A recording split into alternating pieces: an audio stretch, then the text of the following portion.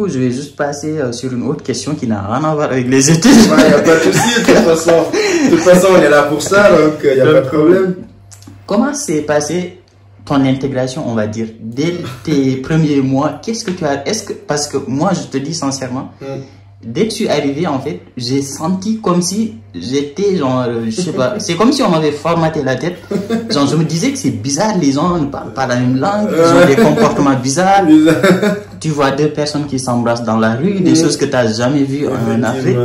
La culture change, les comportements changent, les gens ici font la gueule. Enfin, je rien contre les Français, mais c'est très souvent comme ça. Du coup, il y a beaucoup de choses qui changent, mais vraiment, par rapport à ce qu'on connaît en Afrique.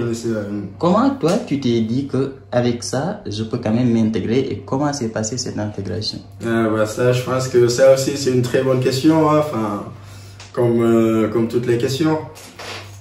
Franchement, c'était un choc culturel, on va dire. C'était vraiment un choc. Exactement, c'est le terme. Voilà, donc c'était vraiment un choc parce que franchement, c'est pas du tout la même chose, je vais dire. C'est au Sénégal, sur le plan culturel, comment est-ce qu'on fonctionne, sur le plan social, comment est-ce qu'on vit. C'est complètement différent Parce que dans ces situations-là, en fait, tu te dis, soit il y a deux choses en fait que tu te dis, soit tu te dis que je vais affronter la chose, donc moi je vais changer. Effectivement. Pour voilà, pour adopter cette nouvelle culture. C'est ça. Ou bien tu te dis, je les comprends et donc je vis avec eux en comprenant leur façon de faire.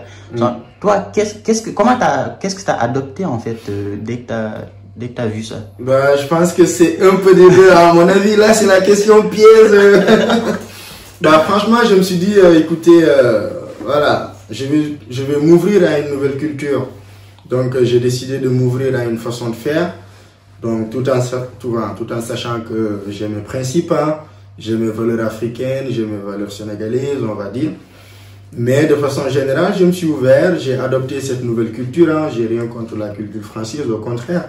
Je trouve que c'est une belle culture, mais c'est pas facile quand même pour quelqu'un qui n'a jamais voyagé à l'étranger. En plus, j'étais hyper jeune, je viens de vous le dire, j'avais que le bac. Donc, l'ouverture aussi, elle ne s'est pas faite tout de suite. Donc, elle s'est faite petit à petit. Hein. Donc, ce qui a facilité cette ouverture, c'est les jobs d'étudiants. Parce qu'en entreprise, tu vas là-bas, vous êtes deux noirs. Ou bien des étrangers parmi... Même dans les classes. Voilà, c'est ça. Mais voilà, exactement, même dans les classes. Hein. Donc, dans l'entreprise, on est une vingtaine. Vous êtes que deux Africains ou parfois je suis tout seul. Forcément, je dis pas forcément, mais naturellement, je veux dire que je suis obligé d'embrasser cette culture, d'essayer de faire comme eux, leur façon de faire, par exemple. Juste une petite parenthèse, je pense que je vais être longue, hein, excusez-moi. Vas-y. Je me rappelle la première année, parce que la bise, les gars, on est d'accord, nous en Afrique, surtout au Sénégal, nous on le fait pas, les gars.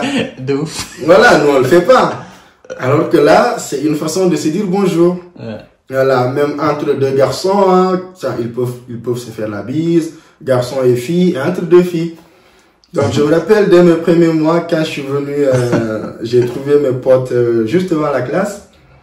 Donc, j'ai serré la main à mes potes garçons. Enfin, normal, comme ça se fait au bled. Et là, juste, il y avait les filles à côté. Donc, c'était ça. Je me suis dit, mec, va leur dire bonjour quand même. Et là, je suis venu. La fille, elle pensait que je faisais la bise. Mais frère, mec, je savais pas. Donc, je suis venu, elle voulait me faire la bise comme ça, elle a fait le geste, moi je lui ai tendu la main. Oh, ça a été un choc pour elle, elle m'a pas adressé la parole pendant un bon moment. Ah ouais, carrément. Ah oui, parce qu'elle a cru que tu as refusé en fait. Oui, exactement, elle a cru que, je voulais pas lui faire la bise parce que nanana. Alors que je savais pas en fait, je savais pas qu'ici en France ça se passait comme ça. Maintenant, après quelques temps pendant l'année scolaire, on s'est expliqué, elle m'a dit, oui, en début d'année, j'ai voulu te faire la bise, te dire bonjour, je voulais te polir avec toi, mais tu m'as rejeté et tout. Je lui ai dit, non, mais excusez-moi, c'est juste que je savais pas, c'était pas dans ma culture, et puis voilà, donc c'est des petits détails comme ça qui font la différence, en fait. Donc, une question qui est liée, enfin, qui est toujours liée à ces questions-là, c'est que, je sais pas si toi, ça t'est arrivé, mais moi, par exemple, c'était pas mon cas, mais il y a beaucoup de gens, quand ils viennent en France, on leur dit, ne fréquentez pas les Sénégalais. Allez fréquenter les Français pour intégrer et tout, pour s'intégrer. Enfin, moi, je pense qu'on peut ne pas, enfin, on peut continuer à fréquenter les Sénégalais tout en s'intégrant, mais effectivement, il y a des gens qui disent ça à leurs enfants. Toi, est-ce que tu as eu ce cas? Sinon, si tu l'as pas eu, est-ce que tu t'es dit que voilà, je vais m'intégrer chez les Français, je vais trouver des amis français, comme ça va me faciliter, ou bien ça c'est arrivé naturellement, tu t'es pas posé la question? Bah, je pense que j'ai pas eu de parents qui m'a dit ne fréquente pas tel groupe de personnes ou telle origine. Hein. Voilà, mon père il m'a juste dit de toute façon je t'ai éduqué comme je dois t'éduquer, et puis tu sais comment te comporter, bref. Mais personnellement, quand je suis venu, j'ai pas arrêté de fréquenter les Sénégalais. Au contraire, j'ai eu des amis sénégalais, j'ai eu des grands frères qui sont là, voilà, qui nous donnaient des conseils, tout ça. Donc, même pour preuve, j'ai été dans l'association sénégalaise. Hein. Et puis, non, ça ne m'a pas empêché de m'intégrer comme il faut avec les Français. De toute façon, tôt ou tard, on sera appelé à se mélanger avec eux, hein, donc autant le faire depuis le début. Vous voyez ce que je veux dire? Exactement. Donc, moi, je dirais plus ce qui a facilité mon intégration, c'était le côté professionnel, en fait. Donc, au travail, j'avais que des collègues quasiment français. Et puis, à l'école, c'était quasiment pareil. Et puis, cela, ça m'a facilité l'intégration. En fait. Bon, toujours sur la même question, toujours sur l'intégration. Il y a des associations africaines, sénégalaises, ivoiriennes dans toutes les villes. Quasiment dans toutes les nationalités. D'ailleurs, j'en parle très souvent dans mes vidéos. Je dis aux gens, voilà, allez voir les associations si jamais vous avez besoin de logement, ou bien si vous avez juste besoin de vous intégrer encore plus. Même si je ne suis pas un exemple, parce que voilà, j'ai pas trop fréquenté, mais qu'est-ce que tu penses de leur utilité?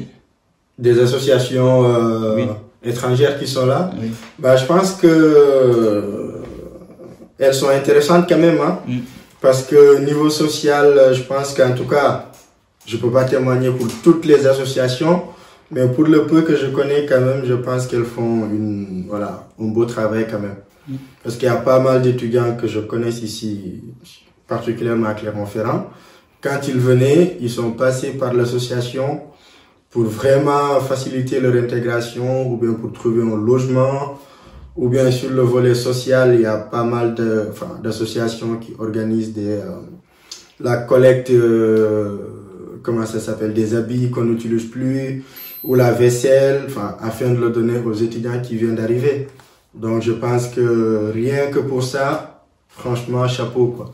Non, mais bah, même moi, je vais rajouter quelque chose. Au-delà même de tout ça, je pense que quand tu arrives dans une ville où tu ne connais personne, voilà, il y a personne qui te connaît, c'est important de se rapprocher comment on dit, des leurs, en fait. Effectivement, c'est ça, de tes semblables. Exactement. C'est rassurant, ouais. Exactement, ça te rassure. En plus, il peut y avoir de l'entraide si jamais tu as des soucis, etc.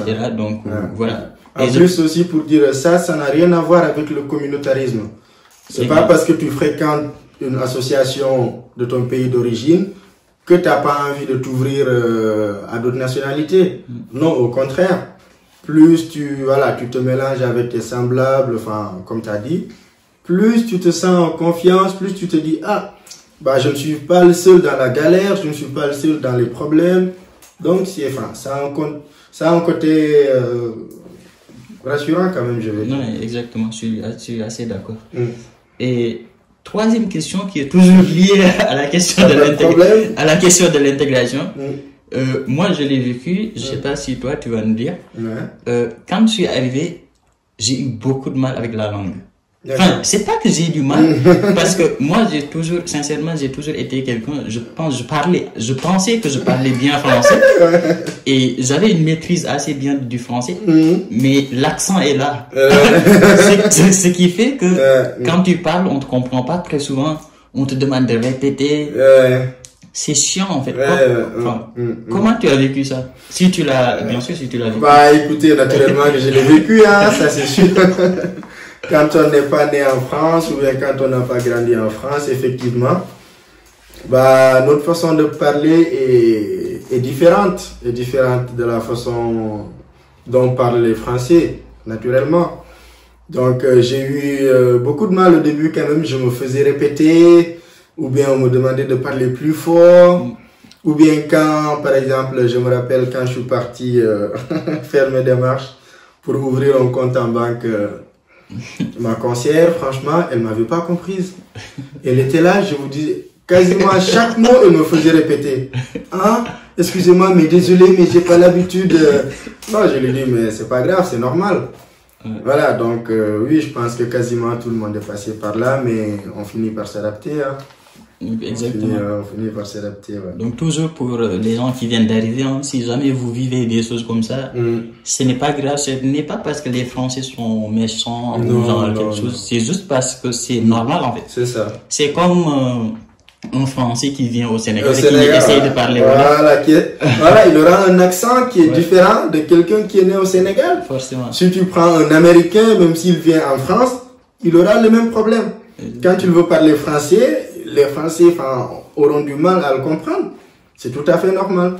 Exactement. Il n'y a pas de souci pour ça, les gars. Il n'y a pas de souci. Si ça vous arrive, dites-vous que, allez, c'est pour 1 an, 2 ans, ou bien même quelques mois, mais après ça va passer. Hein. Voilà, c'est exactement ça. On arrive vers les dernières questions. Il y a une anecdote que je vais te laisser raconter. J'espère que je m'en souviens quand même. Hein, non, mais tu le connais, tu m'en as parlé tout à l'heure avant qu'on commence la vidéo. Ok. Quand on est parti chercher du travail, on sait tous que c'est compliqué de trouver du travail en France. Effectivement. Et parfois, ça nous pousse à faire des choses, ou bien à dire des choses. Comment ça s'est passé quand on est arrivé à l'espace Infozone? Écoutez, je pense que même quand on aura 60 ans, on va toujours rigoler. Hein. C'était compliqué quand même hein, de trouver le premier job après les cours et tout, le premier job d'été. Donc on a été à l'espace Infojeunes, là où on pouvait trouver du boulot pour les jeunes et tout. Donc arrivé à l'entretien, donc il y avait plusieurs postes. Hein.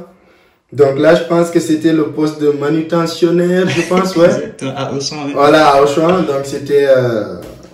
mais c'est pas Auchan à Clermont, mais c'était à Cournon. À Cournon, ouais. Donc c'est une ville à quelques kilomètres de Clermont. Tellement qu'on avait, qu'on était dans le... Ouais, qu'on avait envie de trouver le boulot, qu'on était aussi dans le besoin, parce qu'il y avait aussi l'argent qui comptait. Hein. Donc le mec, il nous demandait... Il fallait absolument un permis de conduire. Voilà, c'était franchement, voilà, c'était règle numéro 1, permis de conduire. Non mais donc, je l'ai dit de toute façon dans mes vidéos, j'ai dit si vous voulez penser à faire le permis au Sénégal, en Afrique, avant de venir, si vous pouvez. Si vous pouvez, franchement, à mon avis, faites tout pour avoir le permis avant de venir, parce que honnêtement les gars, si on savait, mais je vous dis si je savais, quitte à ce que j'arrête, je sais pas, j'ai fait 6 mois de break au lycée pour avoir le permis, moi je l'aurais fait. Franchement, je vous le dis. Donc du coup, quand on est arrivé, le mec il nous dit, alors, avez-vous le permis? Je ne s'attendais pas à cette question, mon gars. Moi, je savais même pas comment ça se passait le permis en France et tout. Moi, je lui dis, j'ai pas le permis, mais par contre, j'ai un scooter. Donc, vu que je sais conduire une moto, je me suis dit, je vais louer des scooters. Je lui ai dit, j'ai pas le permis, mais quand même, j'ai un scooter. Non, mais ce qui est drôle, c'est que moi, au lieu de dire que j'ai pas le permis, en fait, j'ai dit que je vais passer le permis d'ici 2 semaines. Et ce que vous ne savez pas, en fait, quand je vous le dis comme ça, vous dites, ouais, dans 2 semaines, c'est normal.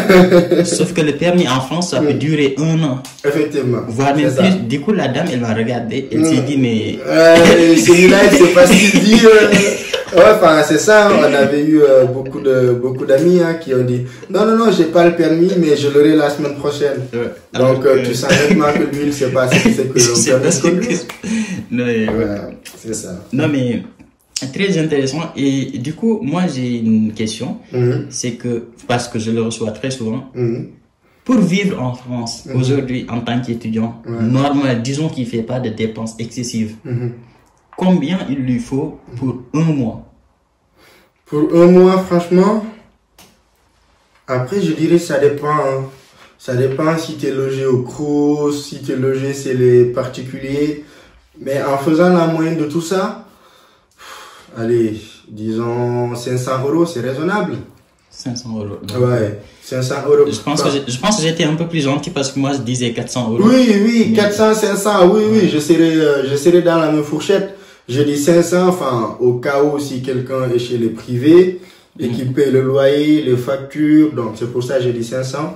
Mais pour quelqu'un qui est au Crous ou dans des résidences étudiantes, allez, 300, 400, 350, 400, ça passe. Ouais, je suis dans la même fourchette. Ouais. Exactement. Bon, donc, voilà, 400, 500, voire 350, 500 même. C'est ça, ouais. Parce que ça, les loyers surtout varient énormément en fonction des villes d'abord. C'est ça. Parce que là, on parle Provence. Hein. Ouais, c'est ça, ouais. Si vous êtes à Paris, à Lyon, à Lyon, c'est autre chose. Ça peut être, ça peut monter tout de suite à 600, 700 €. C'est ça. Sauf si, bien sûr, vous êtes logé par quelqu'un. Voilà, exactement. Gratuitement en ce moment-là. On va dire qu'il n'y a pas de souci. Et du coup, on arrive vers les dernières questions. Par rapport à tout ce que tu as vécu en France, est-ce que tu as déjà vécu... Enfin, j'allais poser une dernière question. Mais une autre question. Est-ce que tu as déjà vécu du racisme en France? Le racisme proprement dit, franchement, non.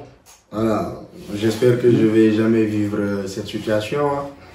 Le racisme, non. Est-ce que les Français sont racistes? Ah, là c'est une question compliquée, mon gars.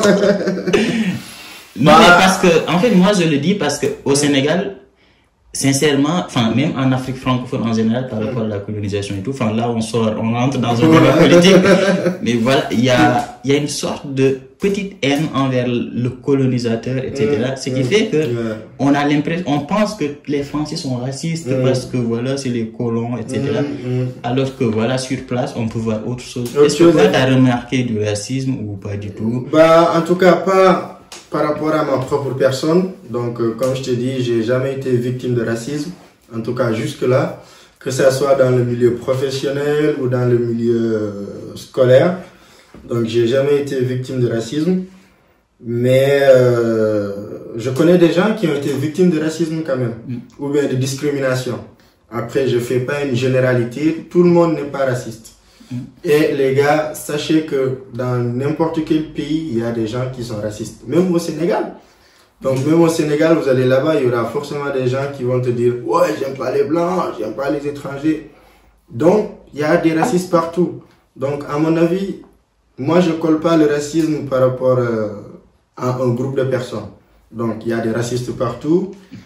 Donc, si tu es victime de racisme, il n'y a pas de problème. Prends-le sur toi et puis continue ta vie. Mais dis-toi surtout que c'est cette personne-là qui est raciste et pas le pays en fait. Exactement, c'est pas le pays. Enfin, la France est raciste. Excuse-moi, moi je connais tellement de potes, franchement. Excusez-moi, ils sont pas du tout racistes. Enfin, au contraire. Au contraire. Et donc, du coup, une autre question. Qu'est-ce que tu penses des gens qui disent que vous partez en France, vous partez à l'étranger, vous laissez vos pays pour les études, etc. Genre, qu'est-ce que tu penses de ces gens-là, en fait, qui se disent que voilà, vous partez en France, vous partez à l'étranger, pourquoi vous ne restez pas en Afrique, vous êtes des Africains? En général, c'est les on va dire les pseudo-patriotes. Mais peut-être ils ont raison de le dire, je sais pas, je te pose la question. Ben écoute, je pense que... En gros, c'est qu'est-ce que tu penses du voyage à l'étranger pour les études, en fait? Ben écoutez, c'est intéressant. En tout cas, ceux qui pensent que, voilà, oui, pourquoi vous allez à l'étranger, pourquoi vous allez en France, ils ont leur raison. Donc, je leur concède ça entièrement. Mais moi, du point de vue personnel, je ne regrette absolument rien du tout d'être venu en France. Hein. Au contraire, c'est tout bénef. Donc, si c'était à reprendre, les gars, je l'aurais refait encore. Donc, pour vous dire à quel point... voilà, je regrette absolument rien du tout. Hein. Enfin... Et qu'est-ce que ça t'a apporté en fait, le fait d'avoir quitté ton pays pour aller ailleurs? Bah, disons que c'est pas l'idéal. Mais franchement, ça m'a apporté beaucoup de choses. Ça m'a apporté de la maturité, le savoir, l'ouverture. Je pense qu'on peut énumérer jusqu'à demain. Je pense qu'il y a un mot que tu as oublié, je pense que tu l'as en tête, mais tu l'as pas dit. Mais il y a le côté responsabilité. Oui, voilà, enfin, c'est tout ça, c'est le côté responsabilité, c'est... voilà, aujourd'hui, moi, je suis fier de dire que... Enfin, je sais pas si je devais être fier de ça, mais je suis fier de dire que j'ai trouvé mon premier boulot dans un pays étranger. Aujourd'hui, si je prends mes promotionnaires avec qui j'ai fait la terminale, pour ne pas être trop loin, la terminale ou bien le cycle secondaire, hein, combien de gens ont trouvé un boulot? Combien de gens qui sont, bon, je dis bien parmi ceux qui sont restés au Sénégal, combien de gens parmi eux ont déjà signé un contrat, un CDI? Combien de gens qui savent comment fonctionnent les entreprises par expérience sur le terrain? Il n'y en a pas beaucoup. Donc si aujourd'hui je connais tout ça, j'ai occupé des postes de responsabilité au travail, je dirais c'est grâce à ce voyage. C'est grâce à cette aventure que j'ai découvert tout ça. Après, je dis pas que si tu viens pas en France, tu peux pas avoir ça. Loin de là. Non, mais au-delà, moi, je pense au-delà même du fait de la comparaison entre toi et les gens qui sont au Sénégal, je pense qu'il y a le fait que tu es dans un pays où tu connais personne, tu dois tout faire. Parce que moi, sincèrement, quand j'étais au Sénégal, chez moi, je ne faisais rien. Hein. Je connaissais aucun papier, avis d'imposition, chercher un loyer, remplir des papiers, faire un renouvellement de titre de séjour. Faire à manger, si tu fais pas manger, il y a personne qui va faire. En fait, il y a beaucoup de choses. Quand tu es au Sénégal, tu te rends pas compte. Tu te dis que voilà, il y a une personne qui va faire tout pour moi. Effectivement. Tu viens en France, tu es obligé de tout faire pour toi. Ça. Et si tu le fais pas, il y a personne qui le fera à ta place. Effectivement, c'est ça. Je pense que ce côté-là, ça te responsabilise, mais à un niveau, c'est, si tu ne quittes pas ton pays, tu peux pas l'avoir. C'est ça. Bah, juste pour renforcer ce que tu dis, hein. Juste, allez, une petite blague. Même avec les filles, hein, de temps en temps, quand je cuisine des plats sénégalais, ou bien pas forcément des plats sénégalais, juste des plats tout court, bien faits, bien présentés, je les renvoie à des potes filles au Sénégal, hein, des anciens collègues. Mais leur première réaction, c'est de l'étonnement en fait. Elles s'étonnent, mais comment tu as réussi à faire ça? Tu cuisines toi-même? Pour eux, c'est quelque chose d'extraordinaire. Mais alors que en venant ici, tu te dis non, mais non, c'est quelque chose de très naturel. Exactement. Tu vois ce que je veux dire? Parce que comme tu as dit, effectivement, en Afrique, de façon générale, hein, on a l'habitude que c'est les femmes qui cuisinent, c'est la maman qui s'occupe de toi. Et une fois là, tu es tout seul face à ton destin. Effectivement, il y a un côté vraiment responsable. Exactement, c'est ça. Mais tu nous as parlé, je sais pas si tu nous en as parlé tout à l'heure parce que j'ai une mémoire sélective. Est-ce que tu nous as parlé de ton job, de ce que tu fais, de ce que tu as fait en CDI? Ah non, non, enfin, je sais pas si je l'ai dit. Parce que là, tu parles de cuisine. Ouais. On oublie, j'ai oublié qu'on a un chef cuisinier. Un chef, oh, ça va, ça va. Ça va, non, écoutez-le pas surtout. Hein. Bah oui, enfin, oui, mon job d'étudiant, c'est dans la restauration. Hein. Bah oui, je pense que j'en ai parlé tout à l'heure. J'ai commencé par la plonge. Donc les gars, petite définition. Ceux qui ne connaissent pas ce que c'est que la plonge dans la restauration, c'est pas la plonge plongée dans une piscine. Hein. Non mais je pense que tu m'as vu quand je suis revenu de mon job et quand vous m'avez vu. Non mais déjà tu es maigre. J'étais tellement maigre qu'on ne me reconnaissait même pas. Et pourtant, je faisais plonge et serveur. C'est ça, tu as été en saison, je me rappelle. 3 mois dans un village. Effectivement, donc voilà, donc c'est ça, lui il a été en saison. Moi j'ai été à Lyon, voilà, donc c'est comme ça. Donc j'ai commencé par la plonge, c'est-à-dire faire la vaisselle. Mais après, c'est avec la machine à laver, bien sûr. Donc, tu fais le boulot de, excusez-moi du terme, mais le boulot de merde. Hein. C'est toi qui ramasses tout le sale, c'est toi qui passes le balai, bref. Et puis, petit à petit, j'ai échelonné, j'ai changé de poste. Je suis devenu cuisinier, enfin, commis de cuisine, cuisinier à adjoint chef. Donc, au fur et à mesure qu'il y a des départs, j'augmentais de grade, et puis, voilà. Donc voilà. Ce que vous devez retenir, c'est qu'avec le job étudiant, vous pouvez être chef cuisinier. Donc voilà, incroyable. Non mais franchement, tu as un joli parcours et moi j'aime bien. C'est remarquable. Bah, merci. Et du coup, on arrive, ça fait, je pense, 10 fois que je le dis. Ouais, c'est pas On grave. arrive vers La dernière question. C'est pas la dernière, mais vers Ah, la mais dernière. vas-y, autant que tu veux, il n'y a pas de souci.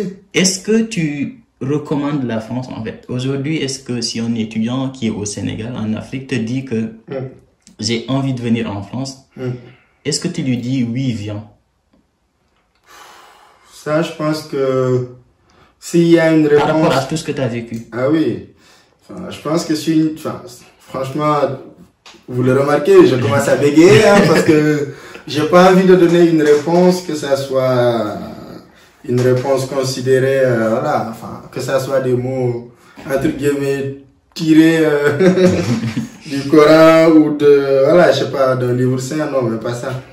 Mais tout simplement, c'est que je veux dire que, oui, je te dirais oui, si tu as envie de réussir à ta façon. Si vraiment tu as les moyens, je te dirais oui. Si vraiment tu as le courage d'aller au bout de ce que tu veux, je te dirais oui. Si vraiment ton cadre actuel de ton pays d'origine, que tu sois au Sénégal, en Côte d'Ivoire, au Maroc, bref, si tu penses que tu ne te sens pas bien là-bas, je te dirais oui. Viens en France, va voir à l'étranger, va voir autre chose. De toute façon, quelle que soit l'issue, je dis bien, quelle que soit l'issue de tes études, tu sortiras grand en partant continuer tes études à l'étranger. Ça, c'est sûr. Voilà. Des paroles de sage. N'importe quoi. Non, mais après, au-delà de ça, genre, est-ce que, genre, par rapport aux autres pays, disons, européens, par rapport aux autres pays occidentaux, par rapport, tu as dit que tu n'as jamais vécu de racisme, par rapport à l'administration française, par rapport voilà, à la place de l'étudiant étranger en France, des dispositifs qu'on a, des aides qu'on a, des facilitations qu'on a. Genre, est-ce que la France, par rapport aux autres pays, est un pays à choisir pour un étudiant qui souhaite continuer ses études en France, à l'étranger? Bah, pour quelqu'un qui vient pas forcément du Sénégal, peut-être, ou du Sénégal. Du Sénégal ou d'autres pays, hein, qui bah, je te dirais, la France, quand même, c'est pas mal comme pays pour les études, hein. Ouais, à mon avis, la France, c'est pas mal. Et puis, allez, je te dirais un peu la Belgique. La Belgique et encore l'Angleterre ou le Canada. Mais si je dois classer par number one, number two, bah, je dirais number one, c'est ça, la France. Hein. Ouais, je te dirais la France. Ouais, parce que bon, après même, à part même les frais d'inscription, même si maintenant c'est augmenté, et je l'ai dit dans l'une de mes vidéos que la majorité des pays africains reçoivent l'exonération pastel. Effectivement. Donc je pense que tout ça, ça fait quand même que la France est intéressante pour les étudiants étrangers. Mais voilà, ça ne veut pas dire non plus que c'est de l'eau à boire. C'est ça. Il faut penser à avoir un financement solide. Effectivement. Avoir... être voilà. prêt à se sacrifier pendant de bonnes années quand même. Hein. Ouais. Exactement. Et pour un étudiant qui souhaite venir en France, par rapport à tout ce que tu as vécu, qu'est-ce que tu lui conseilles? Est-ce que sur son intégration, sur comment gérer ses études, sur qu'est-ce qu'il doit faire pour réussir? Et c'est parce que, je l'ai pas dit, mais il y a beaucoup de gens quand même qui ratent leur première année très souvent, qui redoublent, qui commencent à perdre espoir, voilà. Alors que c'est rien du tout, hein, le fait de redoubler la première année, voilà, tu peux te reprendre, etc. Donc, qu'est-ce que tu conseilles aux étudiants, soit qui sont déjà sur place sur comment réussir, etc., soit sur ceux qui sont au bled, comment s'organiser pour venir, en fait? Bah, écoutez, je vais commencer par déjà ceux qui sont au bled, comme on dit. Hein. Pour s'organiser, moi, je dirais plutôt, voilà, enfin, côté l'aspect financier d'abord. Donc, commencez par régler le côté financier. Une fois que ça se fait, les gars, s'il vous plaît, je vous le demande, passez le permis avant de venir. Voilà. Donc, la troisième chose que j'aurais conseillé aussi, apprenez à cuisiner. Exactement. Ça vous fera des économies. Allez voir. Surtout les garçons, moi je vous dis, apprenez à cuisiner surtout. Le pire, c'est qu'au Sénégal, tu rentres dans la cuisine juste pour regarder. C'est ta mère qui le sache, en fait. Effectivement. Sors de la cuisine. Voilà, donc. Ici, c'est pour les filles. Effectivement. Donc, à mon avis, il est grand temps aujourd'hui, voilà, qu'on change cette mentalité que nous avons sur les tâches ménagères, en fait. même pour balayer, même pour passer la serpillière, même pour aller faire les courses, c'est la femme qui le fait. Enfin, je dis pas que c'est mauvais, mais c'est culturel, c'est notre façon de faire. Mais c'est pas de notre faute non plus. Non, mais c'est pas, enfin, parce que je pense qu'on peut pas changer la culture tout de suite dans cette Voilà, vidéo. oui, enfin, mais c'est surtout essayer de faire des trucs pour voilà, se préparer, en fait. Effectivement, c'est ça. Donc, déjà, quand tu aspires à aller faire, à aller continuer tes études à l'étranger, commence déjà à faire ces choses-là. Donc, tu verras, franchement, une fois que tu seras en France, ça ne sera pas très difficile. Tu vois ce que je veux dire? Parce que ce qui est important de signaler, au-delà de l'intégration sociale avec les gens, il y a aussi toi, ton intégration avec ton quotidien. Avec toi-même. Tu vois ce que je veux dire? Exactement. Voilà, il y a ton intégration avec ton quotidien. Au Sénégal, par exemple, au bled, tout le monde sait que d'habitude, c'est les grandes familles. On n'est jamais seul. Tu viens ici, tu es tout seul. Tu vois? Au bled, tu cuisines jamais, tu viens ici, tu cuisines. Donc, il y a aussi, voilà, devoir embrasser cette nouvelle vie, à mon avis, commencez-le déjà au bled ou au Sénégal ou au Maroc. Où est-ce que, enfin, bled, tout ça, c'est le bled. Mais je veux préciser quand même. Tu vas faire démonter. Donc, tout ça, c'est le bled, excusez-moi. Mais ce que je veux dire, quand vous aspirez à aller continuer, dès la classe de seconde ou je sais pas, au collège, commencez déjà à aider votre maman, les soeurs, passer le balai, tout ça. Voilà. Donc ça, c'est pour ceux qui ne sont pas encore venus. Pour ceux qui sont là, moi, je leur dis, ne découragez pas les gars. La première année, c'est difficile. Moi, je vous le cache pas, c'est difficile. C'est l'année la plus... Franchement, moi, je dirais les 3 premières années, ou même la première année particulièrement, c'est l'année la plus compliquée. Vas-y. Franchement, c'est... voilà, je vous dis, les gars, la première année, comme je l'ai déjà dit, c'est pas facile. C'est l'année la plus difficile. Donc, ne vous découragez pas. Ça va aller, ça va aller, ça va aller. Voilà. Donc voilà, vous savez, forcément, ça va être beaucoup compliqué. Vous changez de pays, vous changez de culture, les études changent, la langue est différente, etc. On n'a pas beaucoup parlé des anglophones, mais voilà, pour vous, force. Parce que le français, voilà, c'est pas évident. C'est ça. Mais voilà, en gros, c'est ça, c'est de ne pas se décourager et de se concentrer sur ses études et surtout d'être persévérant. Effectivement. Donc, on arrive à l'avant-dernière question. Ouais. Aujourd'hui, tu es en master, tu vas bientôt finir tes études. Qu'est-ce que tu comptes faire? Est-ce que tu rentres au Sénégal tout de suite? Est-ce que tu travailles? Est-ce que tu quittes la France? C'est quoi tes projets? Qu'est-ce que tu penses pouvoir apporter au Sénégal? Ah bah ça, à mon avis, beaucoup de choses. Hein.